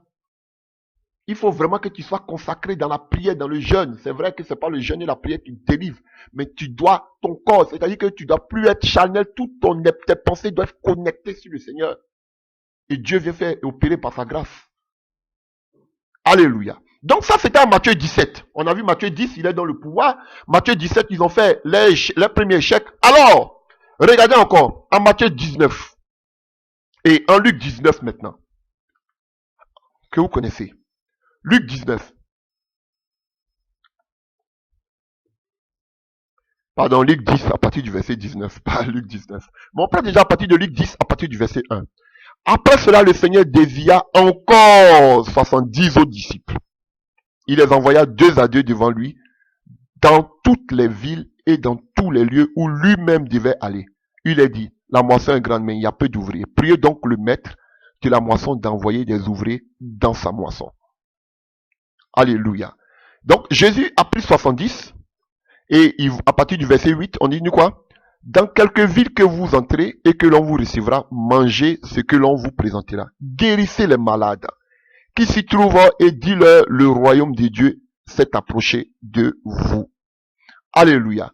Alors, à partir du verset 17 de Luc 10, les 70 là, ils sont revenus avec joie, disant, Seigneur, les démons même nous sont soumis en ton nom. La joie, c'était une joie immense.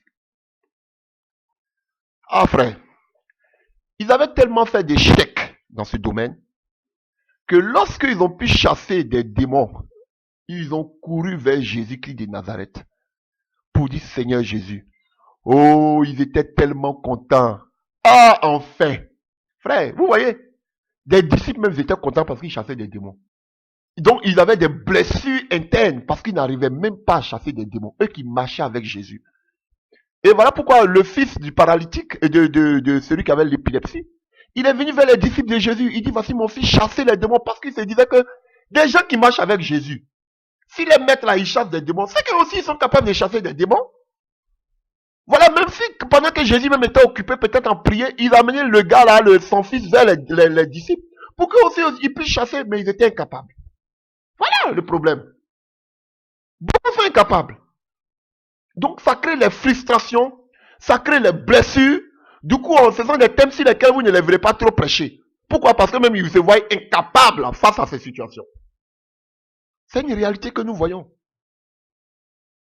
Donc cette fois-ci, ils ont réussi à chasser au moins un démon dans leur vie. Ils sont venus en joie.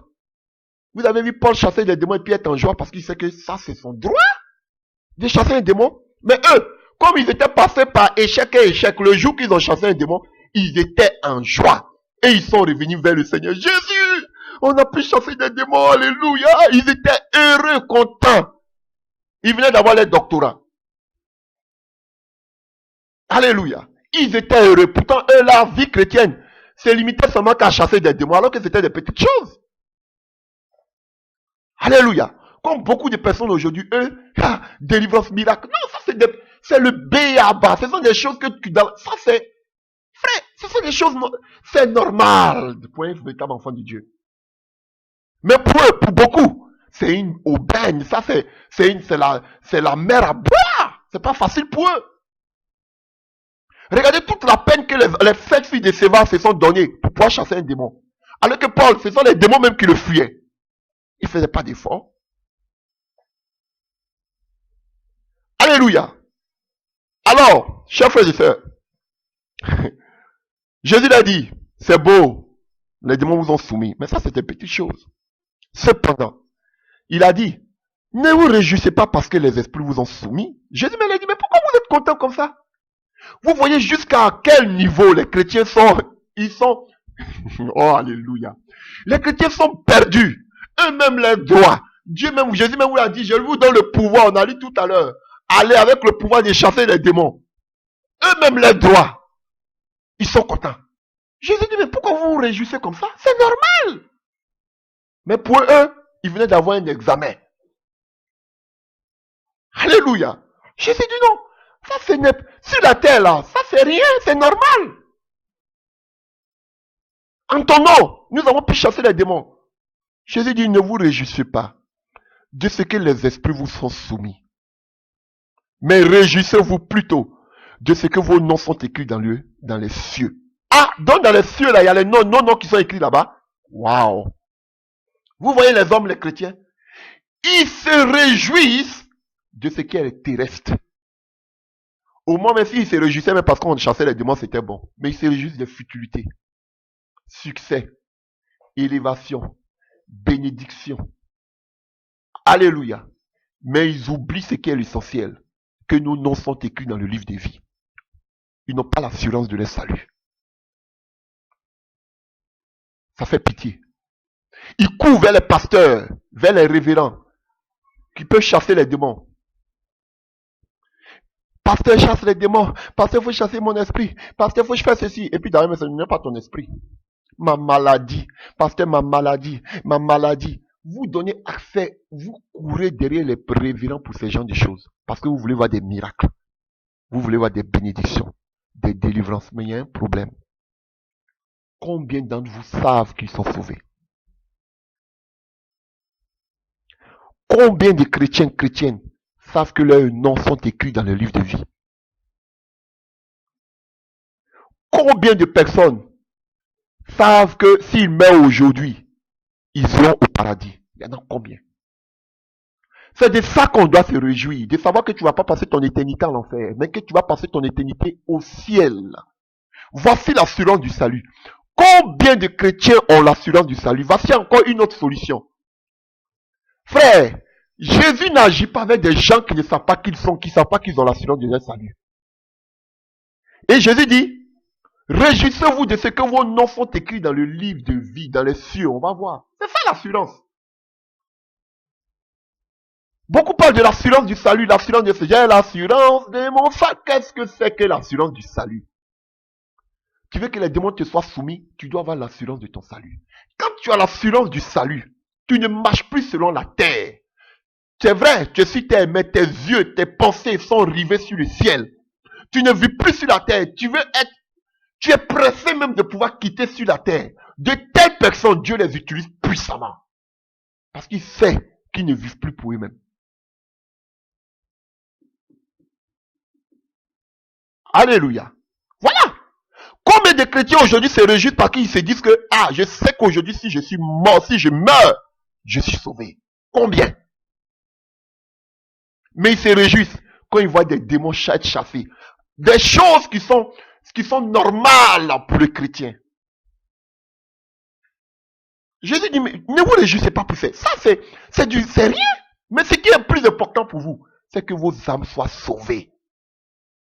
Beaucoup n'ont pas l'assurance de leur salut. Et de telles personnes, Dieu ne peut pas les utiliser. Vous ne pouvez pas avoir pouvoir. Mais vous ne croyez même pas que vous êtes sauvés. C'est pas un démon que vous pouvez chasser. Voici l'incrédulité. Tu demandes à un chrétien aujourd'hui, si tu meurs, où tu t'en vas? Il va dire, ça là, vraiment, ah, je sais pas, hein. Ils ne savent même pas s'ils meurent où ils vont. Comment tu veux chasser un démon? Les démons connaissaient Paul, ils connaissaient Jésus, mais vous, ils ne vous connaissent pas. Parce qu'ils savent que vos noms, de la même manière que nos noms sont écrits au royaume des cieux, les faux pasteurs, les faux enfants de Dieu, les noms aussi sont écrits en enfer. Les démons savent qui est chrétien, ils savent qui n'est pas chrétien. Et quand tu es chrétien, ton nom est automatiquement, alléluia, écrit dans le livre de vie au ciel. Écoutez. Mais aussi, ton nom aussi est écrit dans le livre des ténèbres. Vous ne savez pas? Écoutez. Regardez. Alléluia. Voyons dans le livre de Colossiens 2, que vous connaissez. À partir du verset 13. Vous qui étiez morts par vos offenses et par l'incirconcision de votre chair. Donc, quand on ne connaissait pas le Seigneur dans le péché, on était mort spirituellement. Il vous a rendu à la vie avec lui en nous faisant grâce par toutes nos offenses. Vous voyez, pourquoi, par quoi? Par la croix, on va voir. Et maintenant que nous sommes en Jésus, en nous donnant la vie, qu'est-ce qu'il a fait? Il a effacé l'acte dont les ordonnances nous condamnaient et qui subsistait contre nous. Donc Satan a un livre où il y a les ordonnances, où il y a un acte, où il y a les condamnations contre nos vies. La malédiction qui était sur nos familles, la malédiction qui devait nous prendre. Tout ça là, Jésus, et continuons d'abord, il a dépouillé les dénominations et les autorités en les livrant publiquement en spectacle, en triomphant d'elles par la croix. Donc par la mort et par la résurrection de Jésus, Jésus-Christ a effacé toutes les ordonnances, les accusations, les malédictions qui étaient contre nous, qui étaient écrites dans le livre des ténèbres. Il a effacé tout ça. Maintenant, notre nom là, il a effacé notre nom dans le livre des ténèbres. Maintenant, il écrit nos noms maintenant où? Dans le livre de vie. Alléluia. Frère, ce sont des réalités spirituelles. C'est la vérité. C'est ça l'assurance du salut. Avoir la vie éternelle. Jésus dit que vos noms sont écrits dans le livre de vie. Pourtant, ils ne sont même pas encore morts. Donc, c'est pour te dire que quand tu acceptes le Seigneur Jésus-Christ de Nazareth, tu es né de nouveau, automatiquement tu es reconnu dans le ciel. Voilà pourquoi il y a plus de joie dans le ciel quand une seule personne se donne à Jésus. On écrit son nom, on dit à partir d'aujourd'hui, tel frère, telle soeur, voici ton nom. Oh, il y a un frère, une soeur qui vient de donner sa vie à Jésus. Ton nom est automatiquement écrit dans le livre de vie au ciel et il y a la joie. Ton nom quitte du livre des ténèbres, on efface toutes les ordonnances, ton nom était écrit dans le livre des ténèbres dans l'enfer, au séjour des morts. Maintenant on efface ça, maintenant ton nom est écrit à nouveau dans le ciel. C'est-à-dire tu veux pas où? Dans le livre de vie ou même dans le livre des ténèbres de Satan là. Il y a ton nom écrit quelque part. Je vous donne maintenant à montrer, je vous montre. Parlons rapidement là avant que je vous montre les passages. Donc c'est qu'on doit dire, frère, la relation avec Jésus-Christ accorde l'autorité. La source de l'autorité, frère, n'est pas simplement le fait de prononcer le nom de Jésus. Mais la source de l'autorité, chers frères et sœurs, c'était à cause de leur relation avec Jésus-Christ de Nazareth. Frère, on ne peut pas mettre notre foi dans une formule magique orale. Frère, alléluia. Frère, on a besoin de plus. Il faut plus que de bons mots pour affronter le combat contre le diable. Il nous faut avoir une relation, une intimité avec le Dieu de puissance, le Dieu tout-puissant. Alléluia, chers frères et sœurs. Donc, quand nous confessons que Jésus-Christ est notre Seigneur Sauveur, nos noms sont enregistrés dans le ciel. Et nous recevons automatiquement l'autorité qui appartient aux enfants de Dieu. Alléluia. Donc, notre relation, notre intimité avec Jésus-Christ de Nazareth est la source de notre autorité, chers frères et sœurs, sur l'ennemi. Nous recevons ce même pouvoir que Jésus avec nous a donné. Alléluia. Nos noms sont écrits dans le livre des vies. Regardez, on va prendre des passages, je vais vous montrer. Donc, Jésus a dit que réjouissez-vous plutôt de ce que vos noms sont écrits dans le livre des vies. Alléluia. Donc, ils avaient l'intimité avec Jésus. Frère, mais allons au-delà de cela. Dieu utilise des gens qui ont l'assurance de leur salut, qui savent qu'ils sont sauvés, qui savent qu'ils ont la vie éternelle, qui ont confiance, pleine confiance au Seigneur. Et quand tu as pleine confiance au Seigneur, il n'y a plus de doute. Parce que l'ennemi prend beaucoup de chrétiens par le doute. Pourquoi? Parce qu'ils n'ont pas l'assurance de leur salut. Ils ne savent pas qui ils sont effectivement. Ils ne savent pas qu'ils sont sauvés. Ils ne savent pas que leur nom est écrit dans le livre de vie. Allons-y, prenons quelques passages. Daniel 12, à partir du verset 1. Daniel 12, à partir du verset 1. En ce temps-là, se lèvera Michael, le grand chef, le défenseur des enfants de ton peuple. Et ce sera une époque de détresse, telle qu'il n'en aura point depuis que les nations existent. Jusqu'à cette époque, en ce temps-là, ceux de ton peuple qui seront trouvés inscrits dans le livre seront sauvés. Plusieurs de ceux qui dorment dans la poussière de la terre se réveilleront.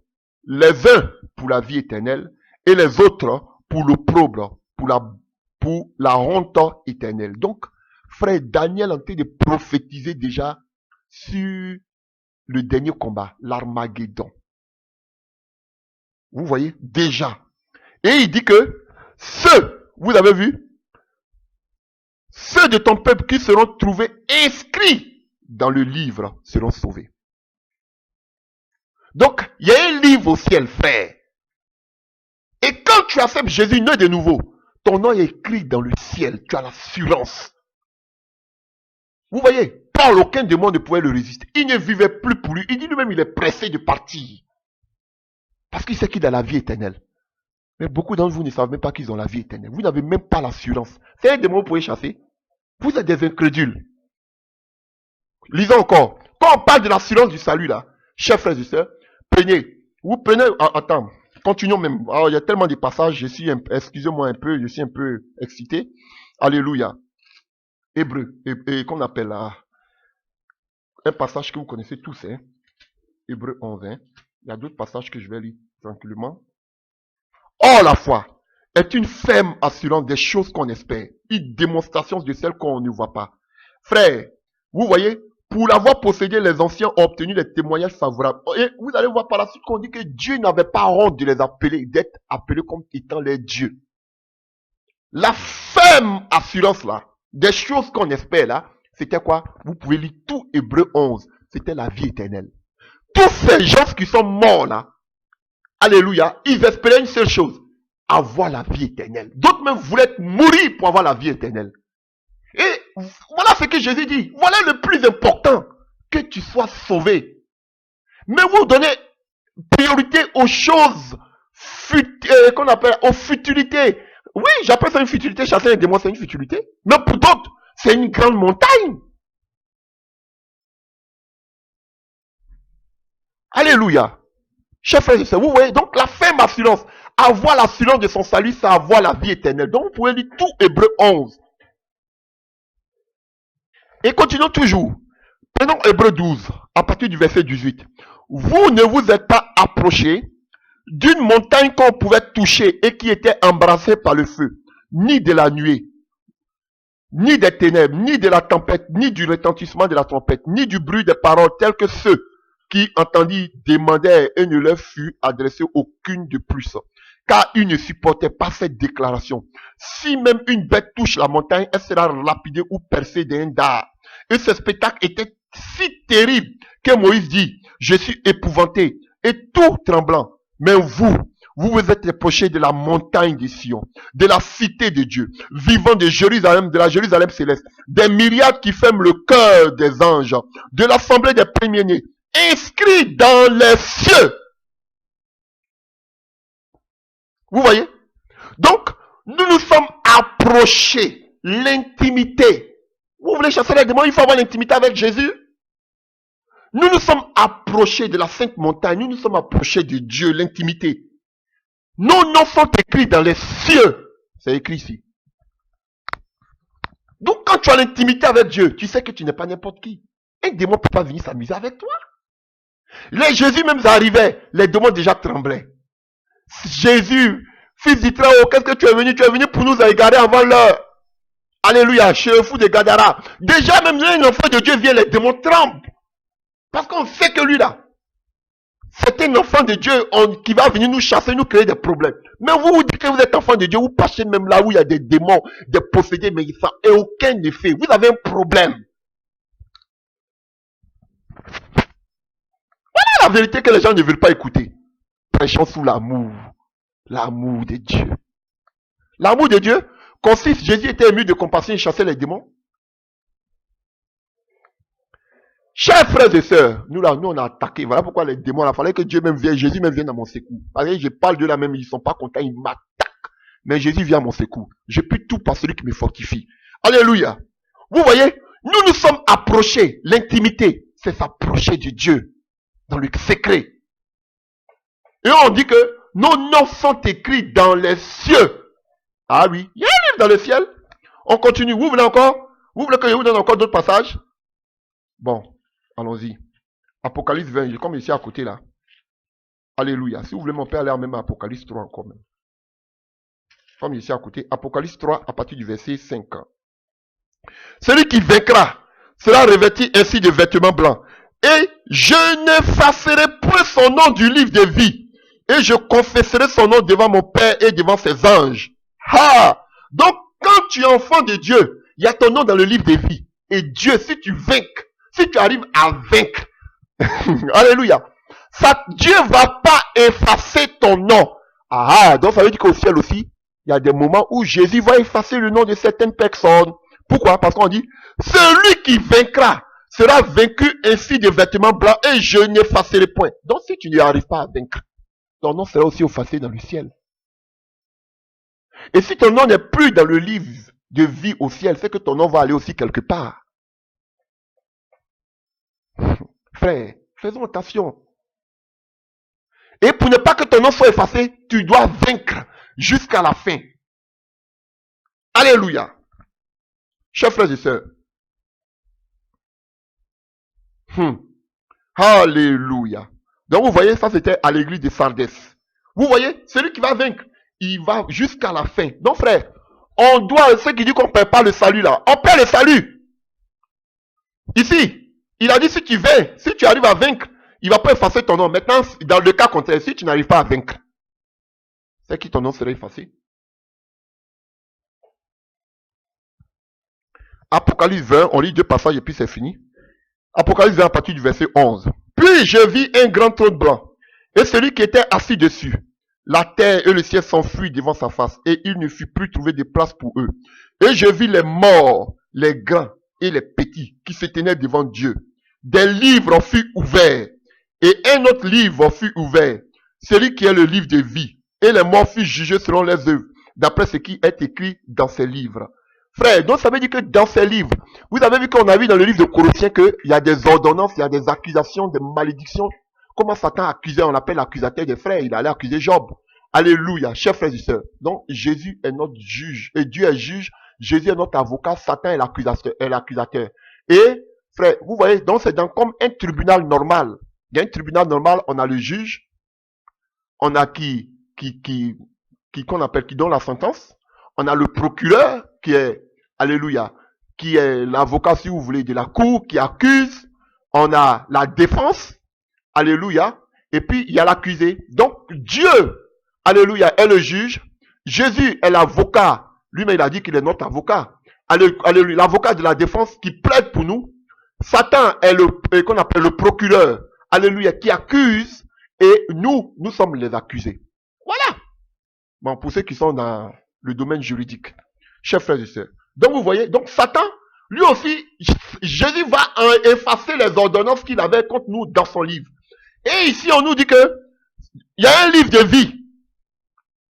Et nous serons jugés selon nos œuvres, d'après ce qui est écrit dans ces livres.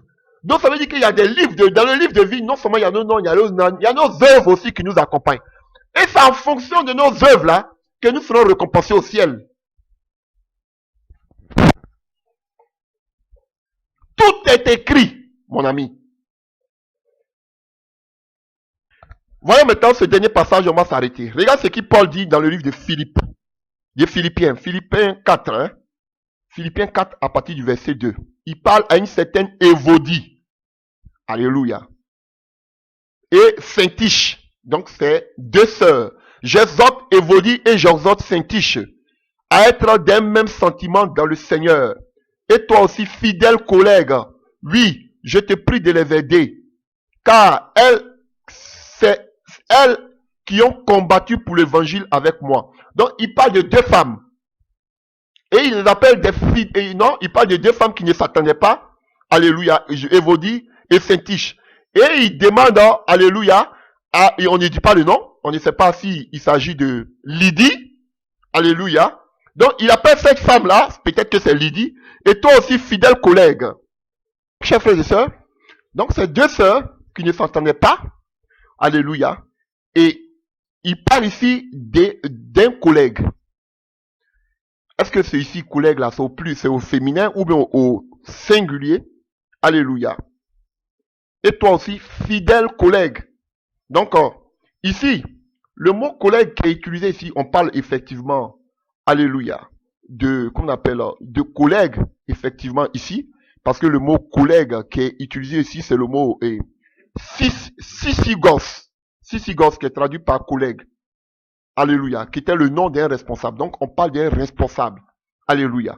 C'est-à-dire que le responsable ici, comme j'ai dit, si c'est Lydie, ou bien si c'est un homme, alléluia, Mais il demande à ce frère-là, ou à cette personne, ou cette femme, de réconcilier Évodie et Saint-Tige qui ne s'attendaient plus. Peut-être par rapport à une vision. Alléluia. Par rapport à un message, peut-être, qui ne s'entendaient plus, il y avait des querelles entre les deux. Alléluia. Et regardez ce qu'il dit. Elles qui ont combattu pour l'évangile avec moi, et avec Clément et mes autres compagnons d'œuvre, dont les noms sont dans le livre de vie. Donc Paul, déjà, il parle à des vivants. Hein? Donc ces vivants-là, leurs noms sont déjà écrits dans le livre de vie. Voici l'assurance du salut, la vie éternelle. Donc les gens, ils sont sur terre, mais tout leur être intérieur est dans le ciel. Ils ne vivent plus pour, alléluia, de telles personnes, comme nous dit Hébreu 11, Dieu n'a pas peur d'être appelé les noms, parce qu'ils ne vivent plus pour la terre. De telles personnes, Dieu les utilise puissamment. Tu aimes le monde, Dieu ne va pas t'utiliser. Alléluia, chers frères et sœurs. Donc, je voulais passer en revue tout cela, pour que cela vous fasse du bien. Savoir pourquoi nous ne sommes pas efficaces aussi, alléluia, par rapport aux promesses du Seigneur comme les apôtres. Frères, il y a l'incrédulité. Frères et sœurs, on a vu l'incrédulité. Alléluia. Beaucoup utilisent le nom de Jésus comme une formule magique. C'est pas ça, frère. Il nous faut de l'intimité. Il nous faut avoir l'assurance de notre salut. Nous avons décortiqué ce que c'est que l'assurance de notre salut. Avoir l'assurance de son salut, c'est avoir la vie éternelle. Savoir que nous sommes sauvés. Alléluia. Et quand on est sauvé, nos attitudes changent. Alléluia. Avoir l'intimité avec Dieu. Chers frères et sœurs. Et Dieu fera de grandes choses dans nos vies. Alléluia. Donc, que Dieu vous bénisse. J'ai pensé cela en revue pour que cela vous fasse du bien. Alléluia. Pour savoir que, alléluia, si vous voulez avoir du succès, la réussite, alléluia. C'est une mission que Dieu nous donne. Ce sont nos droits que Dieu nous donne. C'est l'autorité que Dieu nous donne. C'est le pouvoir que Dieu nous donne. Alléluia. Mais il nous faut vraiment nous accrocher au Seigneur dans l'intimité, dans la prière, dans le jeûne aussi, chers frères et sœurs. Alléluia. Mais le plus important, savoir que nous sommes sauvés. Alléluia. Quand tu es sauvé, plus rien ne peut te résister. Le doute n'a pas sa place. La foi, avoir la foi. Et la foi, ça appuie toujours, alléluia, sur la vie éternelle. Vous pouvez lire Hébreu 11. Que Dieu vous bénisse. Et prochainement, nous allons parler maintenant de la puissance du dynamisme. Alléluia. Que Dieu vous fortifie. Au nom de Jésus-Christ de Nazareth. Amen.